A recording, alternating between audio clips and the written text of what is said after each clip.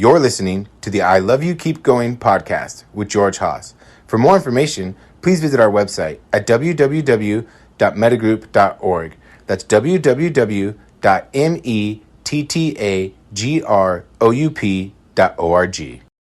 So welcome everybody. This is I Love You Keep Going. It is Thursday, January 8th, 2026. It's 7:35 p.m. Pacific Standard Time. And tonight I thought I'd talk about the middle way to connection, which is boundaries, but not walls, if that makes sense. I think I always talk about slow dating. If you're establishing relationships, you want to get to know somebody pretty well. If you're already in a relationship and you're trying to negotiate a change to the relationship, then you're also going to have to address all of the agreements that you have in the relationship. One of the things that happens when you begin to address your attachment conditioning, and the idea is to shift it to a more secure way of functioning, is examining all of the attachment agreements that you have in the relationships. Now, a lot of the time, depending on what your native attachment strategy is, these have largely been settled through confrontation of some kind or conflict of some kind in the relationship. We all learn our basic conflict resolution strategies in the family system we grow up in. And because we begin to learn it, and we mainly learn it by observing the way that the adults around us, when we're children, resolve conflicts, and we don't have that cognitive edge that adults do to examine them. We just take in the system, the way that it operates in our family. Children, of course, have this universalizing idea that the way that it is in their family is like most families, and conflicts are resolved in that way. And it isn't until you really get to adolescence when you begin to step out of the tight family circle and head into trying to form relationships with other people that you witness the way that you resolve conflicts in relationships play out in front of you, almost against your will sometimes. And then, of course, what you're attempting to do is mesh with the conflict resolution strategy that somebody else has. And largely, in the beginning of relationships, you either succeed in finding a way to operate with the two systems. Most of the time, we don't even take on additional strategies unless we're in a long relationship with somebody and we see that the conflict resolution strategies that they have work particularly well, and then we might adapt them. So in the beginning, of course, this is the idea to begin to examine how it is that you do it. Once a year around Thanksgiving, I do a half-day retreat, which I call family archaeology, which is where you make the intention to return home so that you can watch how all of the adults in your family resolve conflict. And maybe if you can spread them or divide them and watch how your if you have a mother and a father, how the father's side does it, how the mother's side, whatever the constellation is, if you have more than one caregiver, what each of the family systems does as a strategy, and then you can get a better sense of how the adults who raised you formed the relationships that they did around the systems, and maybe even recognize that you have these hybrid skills that you cooked up because of the witnessing of all of this, so that you really have a sense of what that is. The one of the characteristics of secure functioning is flexibility, of course. And so when we say that you want to have boundaries without building walls, that means there's a certain flexibility in in the way that you resolve conflict in a relationship, or that you make, or that you negotiate these agreements that you have in relationships. Insecure and disorganized people don't tend to negotiate explicitly. They tend to rely on implicit agreements, particularly preoccupied people. They don't like to say upfront and explicitly what it is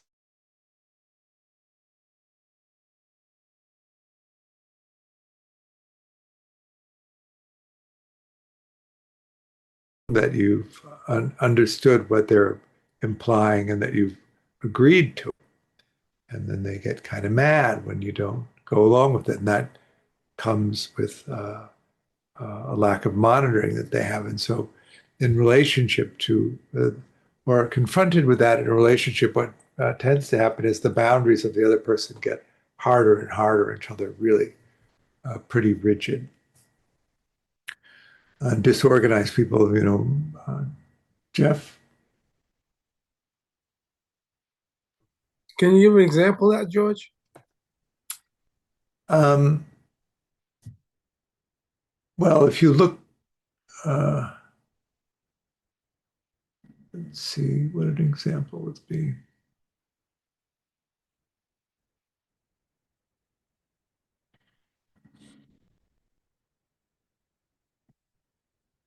I'm just trying to let my mind come upon one, and then I can relay it to you. You'll notice in children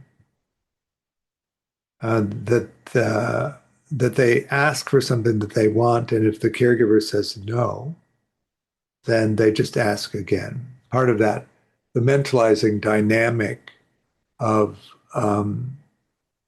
a preoccupied person is to ask for what they want, but not necessarily directly. They ask for something, and then they monitor whether they get it or not. If they don't get it, they just ask again for it in a slightly modified way to see if they can get it. If they don't, they just ask again. And that tends to cause the person that's receiving one request after another to make the refusals harder and harder. You'll notice in a secure child, where they're used to an authentic no, is that the caregiver says yes or no to something that they ask, and they accept the yes or no pretty easily because they know that there's nothing they can do really to plead the case and get the caregiver to offer something else. Whereas you'll notice in the preoccupied child asks and asks and asks until the caregiver then folds and gives it to them, not because they think it's necessarily a good idea to do that, but because they want the child to stop asking. Is that making sense? And then when that translates into the adult world,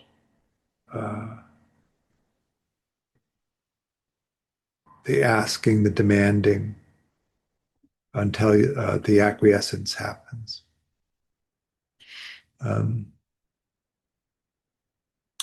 And the threats of abandonment, I guess I was monitoring one of these conflicts a couple of days ago. And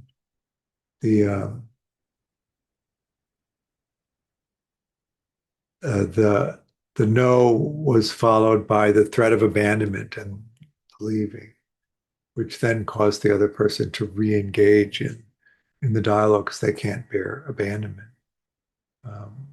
And it's very typical of us all to fold in the face of abandonment and then accept an agreement that we wouldn't normally accept if we weren't pushed into it, but then also not be able to do it for very long and then have to come back and renegotiate it or refuse to do it, and the conflict arises again.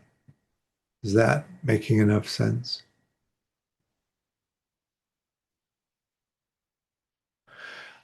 Do you understand what it is that you want from somebody else, the kind of care that you want? And are you effective in asking for it? And then paying attention to whether or not they can do it or not. one of the things that can happen so easily in relationships is that you ask somebody for something that they can't actually provide for you.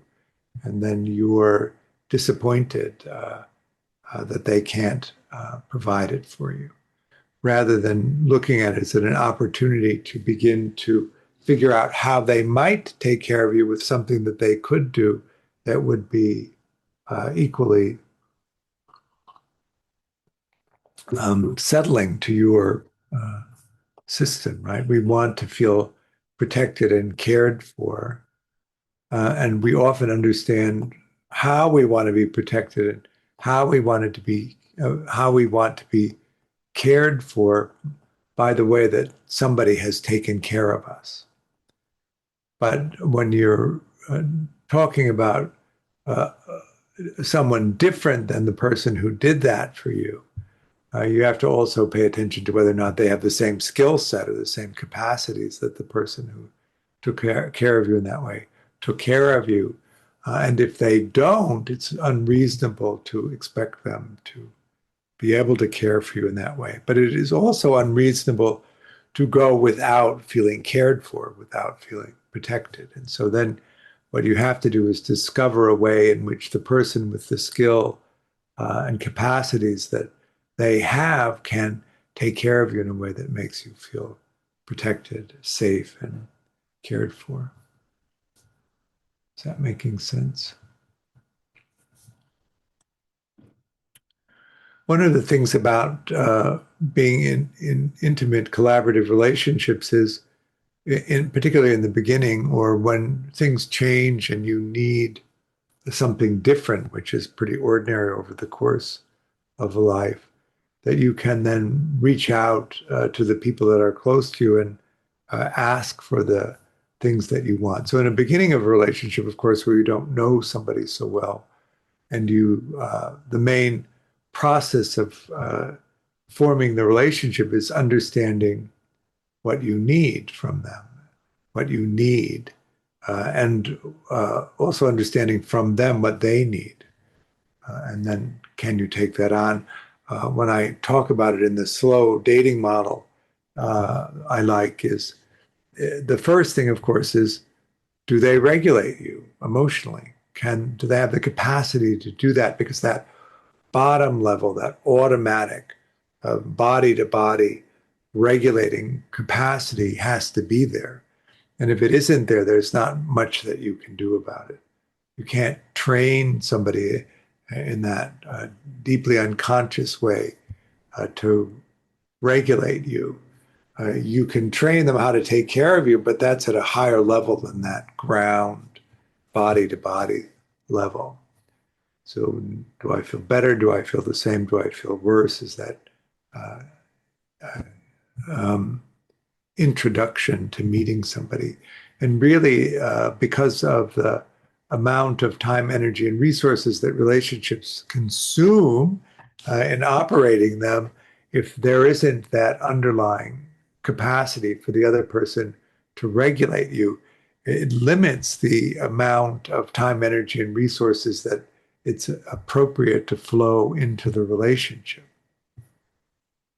I notice in the work that I do that it's very ordinary to skip over that part, thinking that it will get better over time because there's other aspects of the relationship, other aspects of the person that you like and want to engage with.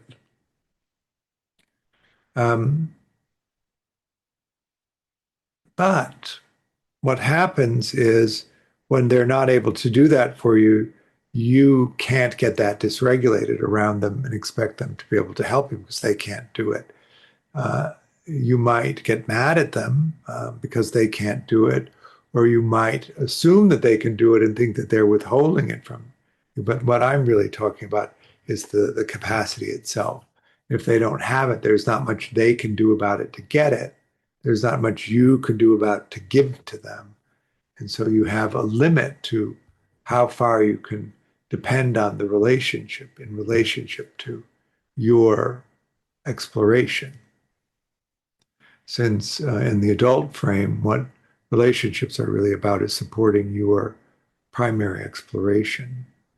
And if you don't have somebody who can regulate you, and you don't have other people besides that one person to regulate you, it has a tendency to inhibit your exploration. Jules?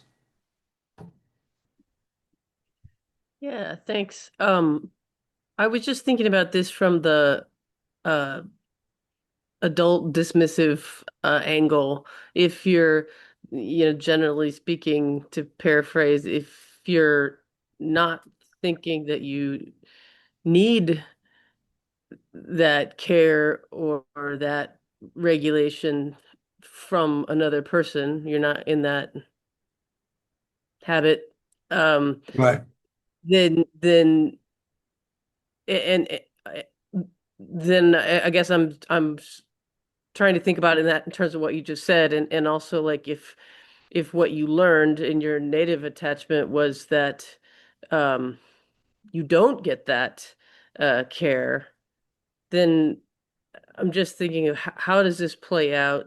How does that particular style come into this picture that you're describing?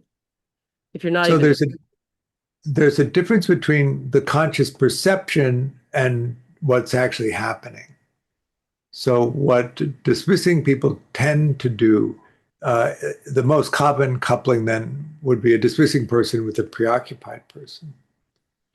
Uh, the usually the way that it goes is the dismissing person love bombs the preoccupied person so that they become intoxicated with the way that the dismissing person relates to them. So it's the kind of idealizing most of the time.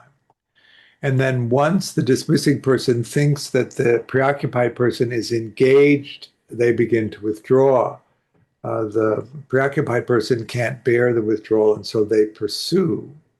And the dynamic of the dismissing person withdrawing and the preoccupied person pursuing actually works for both parties. So that the dismissing person can claim consciously to themselves that they don't really need the care as long as the care is coming, right? If the care were to stop coming, this would be an issue for the dismissing person, and they'd likely flip and become seductive again to draw that care back to them. The main way that dismissing people regulate their emotions is by suppressing awareness of it. It doesn't mean the emotions aren't there and they don't need the regulation. The preoccupied person meshes with the dismissing person and regulates the empathetic experience of the dismissing person. The dismissing person has the experience of being regulated, even though consciously they don't acknowledge that that regulation is coming from the preoccupied person. They still have the experience of being regulated. So the dismissing person can maintain the attitude that they don't need anything, that they're independent and safe, but that's only in relationship to the other person doing all of that emotional work for them, which remains often unconscious. So they don't value the preoccupied person doing all of that, but they still manage to find them regularly.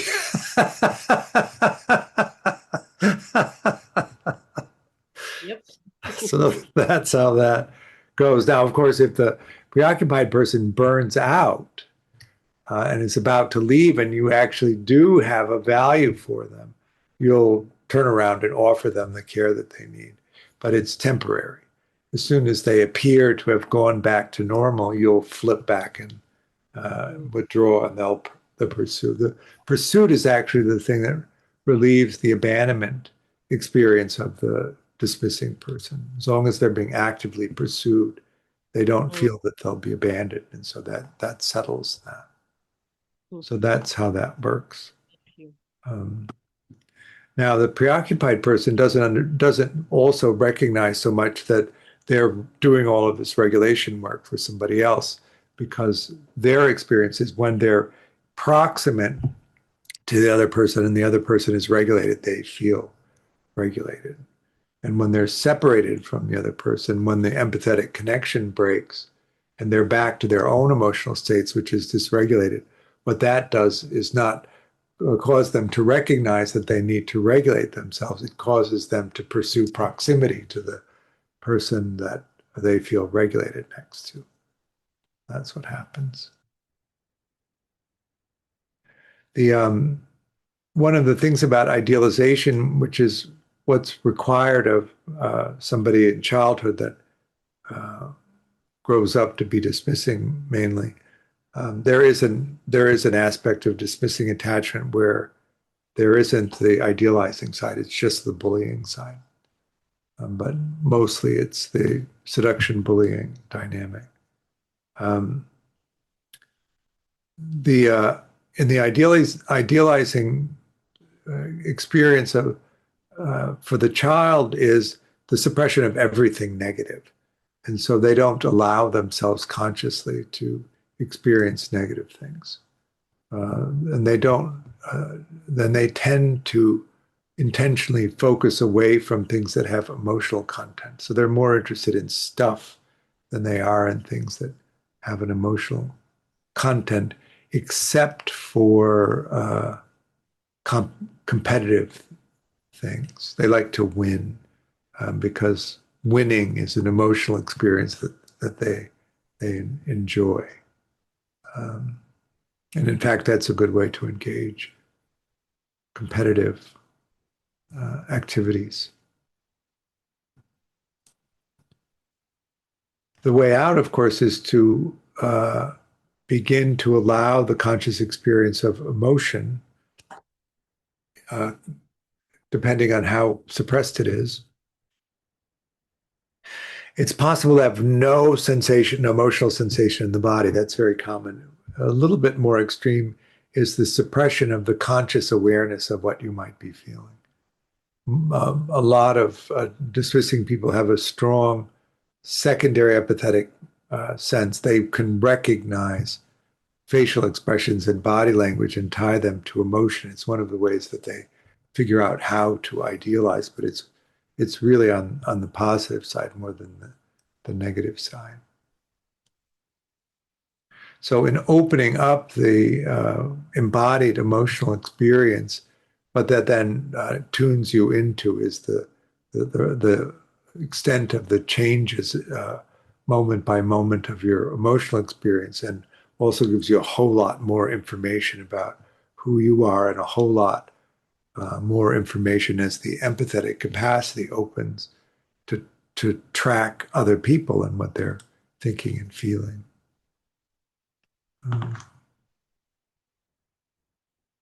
Which is a good thing, really. One of the things that happens in that constellation for dismissing people is that it limits primary exploration, not consciously, but unconsciously. What becomes valuable to a dismissing person who engages mainly in transactional relationships is to have the resources that you need in order to attract people to take care of you. And so whether or not that's meaningful to you or something that you would pursue if it wasn't something that you could trade for things that you wanted, you don't really even explore, because the way that you understand the world operating is that you have to have resources to trade for the things that you want. And so that's mainly what you do. And so, and because there isn't much in the way of an understanding of what primary exploration might be and what that kind of meaning might be, there's no, and because you don't have the emotional experience of not having it, it doesn't raise into consciousness that you might be doing something differently in order to pursue it. That makes sense? Can you say a little bit more about what you mean by primary exploration? Primary exploration is where you do the thing because you derive meaning out of doing it rather than it providing resources. Okay. So, for me, it would be reading and writing and making photographs. All of those things I like to do, and I spend a lot of time doing it because I derive a lot of joy from doing it. I actually do other things for resources so that I can do that rather than the other way around. So you said something about in a relationship, dismissive people will have not learned to seek primary exploration in a relationship. Well, when you look at a secure functioning relationship, the purpose of the relationship is to uh, provide support and encouragement for you to pursue primary exploration. If you don't pursue primary exploration, then the purpose of the relationship is simply for somebody to take care of you. But it won't provide the kind of meaning that a primary exploration would get. And the constant pursuit of secondary exploration, even though you get a lot of the goals that you might get in secondary exploration, it doesn't provide the kind of meaning that you would need to really be satisfied in a deep way. And you might even find that the relationship is lacking because you're not finding that kind of meaning. You get very touchy about how people regard you, whether or not you have high enough social value, whether you have the rewards that are due you, at least in that thought process. What is it that you would do, that you look forward to doing, whether or not it provides any status or remuneration? What is that? Now, how do we find that out? Of course, we find that out because we had sensitively attuned caregivers who paid attention to what interested us. And then they provided us with the opportunity to explore the things that interested us. And that isn't the childhood of somebody who grows up to be dismissing. That doesn't happen. And so you don't ever have that experience of that being reflected back to you. So part of the process of opening up the emotional life moment by moment is also opening up the possibility of understanding what it is that would really be motivating for that. What happens if you don't do that, of course, is at the end of life a bitterness that your life didn't seem well lived, that it wasn't worthwhile, which is also pretty ordinary, painful. Jeff? Yes, yes, George. You always radiate the idea that preoccupied people, they need to make sure that they feel their body feels cared for, and it seems in this situation is that the preoccupied person, he does feel emotionally regulated, but he doesn't know that it's not the type that's good for him. Like because maybe they can't really. It's because of their condition that they can't figure out whether they're being really emotionally regulated, or how would they be able to deal with something like this? Well, Or yeah. a preoccupied person is, a dismissing person is neglected in childhood. A preoccupied person is role reversed in childhood, where the caregiver engages the child's attention on their mind state and engages the child's attention to regulating their emotional state. And so what the child learns to do is become hypersensitive to the empathetic experience of other people. And in the process, there's a kind of reversal where the empathetic experience of the other person becomes the primary emotional experience for the preoccupied adult. And so they feel connected and emotionally settled when they're empathetically connected to their regulator, and they regulate the regulator.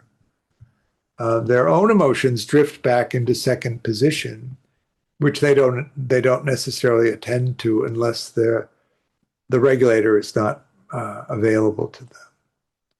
And so their own emotional state can be quite dysregulated. And this, as long as they're primarily focused on the empathetic experience of the person they're involved with, don't notice it so much while they're there. That's one of the main drivers for proximity seeking in the preoccupied person. So the way out of that, of course, is to pull your attention out of the empathetic experience of other and drop it into your own emotion so that you can bring your emotional regulation skills to regulate your own experience. Can you give an example of that, George? Of how, can you give an example of how they get into the trap and then how they get out by doing what you just said? Well, part of it is developing emotional clarity, the different kinds of emotional experience. So we talk about it in 4 different kinds of emotional experience. Your emotional experience, your emotional reaction to the present moment, face, front of the throat, front of the torso, inside of the arms, inside of the legs, the vibratory, emotional, active experience in the body. The second is you pay attention to the self-generated thoughts that you use to regulate your emotions, which also generate emotion. And that also plays out on the surface of the body. But one is the reaction to the present moment, and one is the thought process that you use to regulate your experience. The third is the somaticized emotional experience, that if you don't operate the emotional regulation process that well, you tend to overload the system, and that experience, then that overwhelming emotional experience is then stored in the body for later processing. Now, when you think about that, children don't regulate themselves very well. They rely on their caregivers to regulate them. And if their caregiver isn't good at regulating them, it's easier for them to get into these distressing emotional states which they can't handle themselves. And if the caregiver then doesn't handle it, it's suppressed and stored in the body for later processing. Now, had you had a sensitive caregiver who recognized that that was happening and attended to you so that you could process that overwhelming emotional state in the present moment, you don't tend to store that much in terms of somaticized emotion. But if you don't have that, then you do need a later processing. And then the fourth one is the empathetic emotional experience of other people. So the first thing to do is to learn and have sensory clarity around those. Then you can recognize when the mind is engaged in the empathetic experience, and you can pull it back into your own experience and attempt to regulate your own experience. But without that clarity, you wouldn't be able to do it, right? You would just assume that when you're in the empathetic experience, you're regulating your own emotions. And in fact, you're not. Is that making sense? But can you give an example of an emotion that you think you're regulating, but you're not really? Any of them, really. So you're hyper focused on the facial expressions and body language of the person that you're with, and you detect an experience that appears to be anger in them, and then you immediately begin to attempt to regulate their experience so that you can avoid their reaction of anger to you. Without actually paying attention to what your response is to that.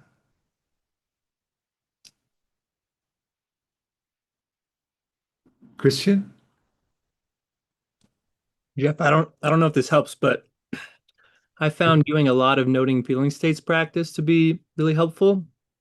And the better I got at it, the more quickly I was able to recognize emotions. So then I was able to start taking that off the mat, and I would start to notice in the real world, well, everything's the real world, but I would start to notice out in the world when I was feeling those emotions. So there's more noise out in the world, And then I would start to try and notice that when I'm with other people. And then if I can stay with that, my own feeling state with someone else, then I can check in whether I'm staying regulated in the moment with them, whether I'm kind of taking what they're presenting in accurately. So I found noting feeling states practice, a lot of it, to be really helpful. Agreed. In fact, if you don't have an embodied sense of emotion, that's the main technique to bring it into consciousness. Because maybe you're exaggerating or what you initially experienced, so that's why you need to do this. If you can't regulate your own emotions and you're not really good at it, it limits your capacity to explore because you have to be able to go off by yourself and engage in activities that have some risk to them in order to derive meaning from it. And if you can't regulate yourself, you can't go. So that's the main reason to do it. You'd have to bring somebody along with you who is regulating in order for you to do that. And that's totally fine to do if you're taking a big risk and you can't get yourself to go alone. Enlisting someone to go with you is a great idea, and you should do it as much as you need to. But at a certain point, it's your solo exploration, and you need to figure out how to do it so that you can figure out what's going to happen. Is that making sense? And then you want to come rushing back after you've discovered something and have somebody who you can explain what you've discovered and what it means to you, so that you have that quality of being witnessed and mirrored back to. One of the things about insecure and disorganized attachment is, since we didn't have that original mirroring experience very well, it's puzzling in some ways, and maybe it feels too vulnerable to risk it now with adults. Whereas had we had it ordinarily, it wouldn't have that fearful quality to it. The sensitivity that we sometimes have, that we can't have just ordinary mirroring. We have to have perfect mirroring. Otherwise, it's not worth the risk. But perfect mirroring is, so hard to come by that most of us get by on ordinary mirroring, which has a utility to it, right? As my friend Jimmy used to say, how do I know what I think until I hear what I say? It's hard to balance and normalize and understand really at a deep level what it is that you're thinking and feeling if they're not expressed. Because it's so easy to get lost in thought and lost in reaction. And that it is that expression and then paying attention to how people receive it and reflect it back that opens up a capacity for depth that's really useful. And the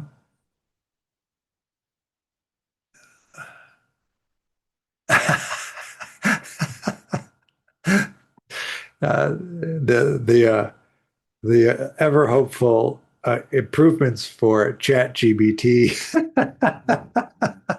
mirroring back to us perfectly. Silicon Valley, here I come, George.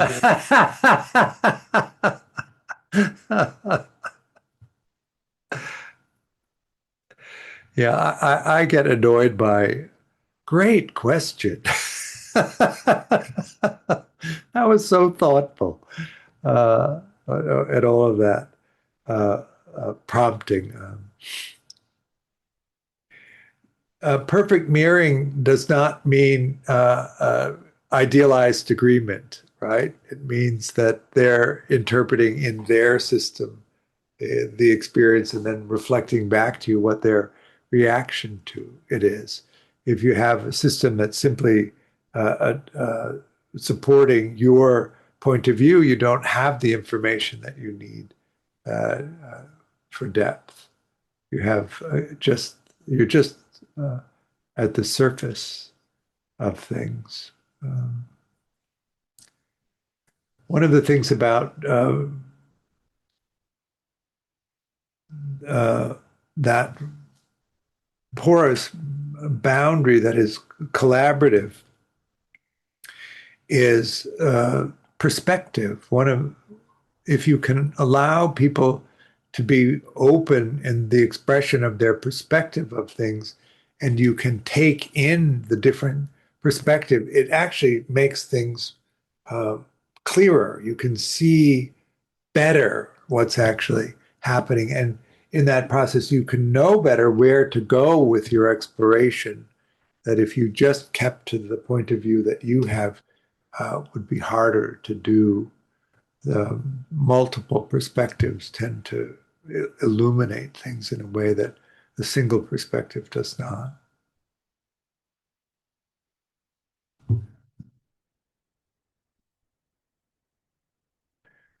Where that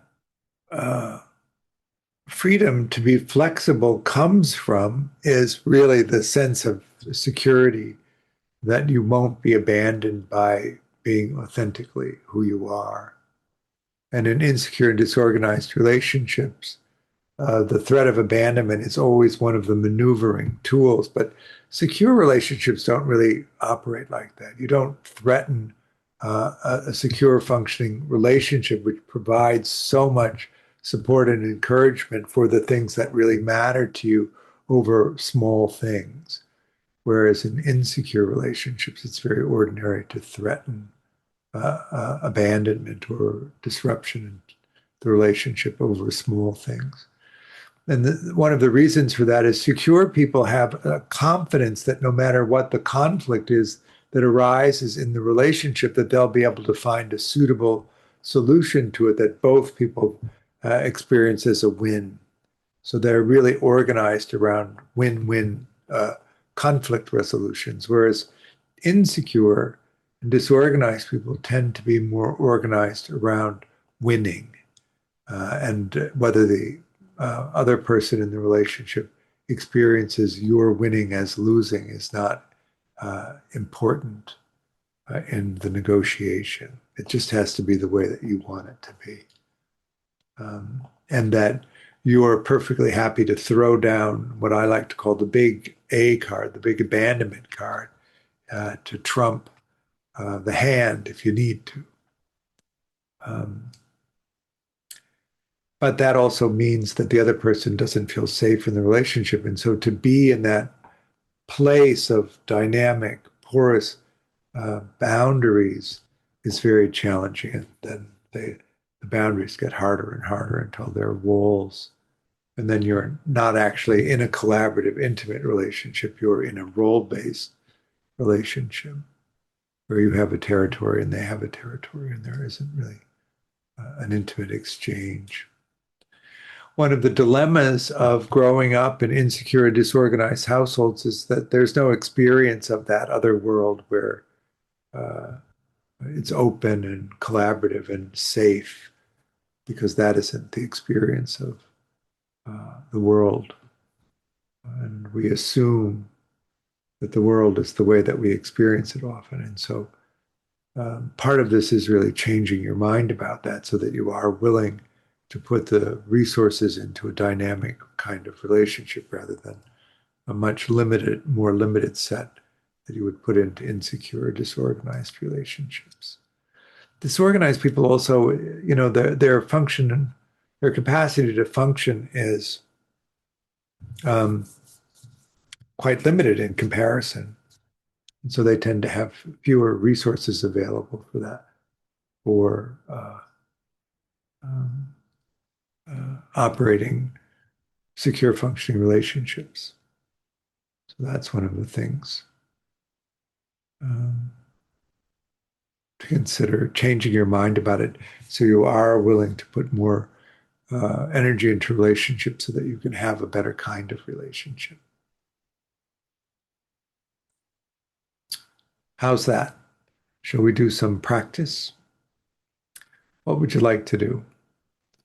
Insight, loving kindness, or ideal parent figure?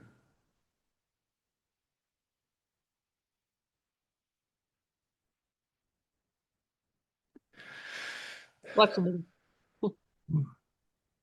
What was that, Jules? I said flexible. Great. So we have two for meta. What? Anybody else?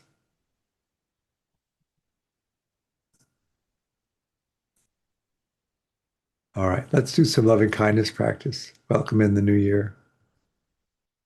So go ahead and settle in, closing your eyes. Okay, let go of the meditation. How's that? Good. Really appreciate your practice. It's good to see you. Glad that we're starting the new year off together. I offer the teaching freely, but if you're able to make a donation, there's a link on the website to do it. And I will see you soon. Bye.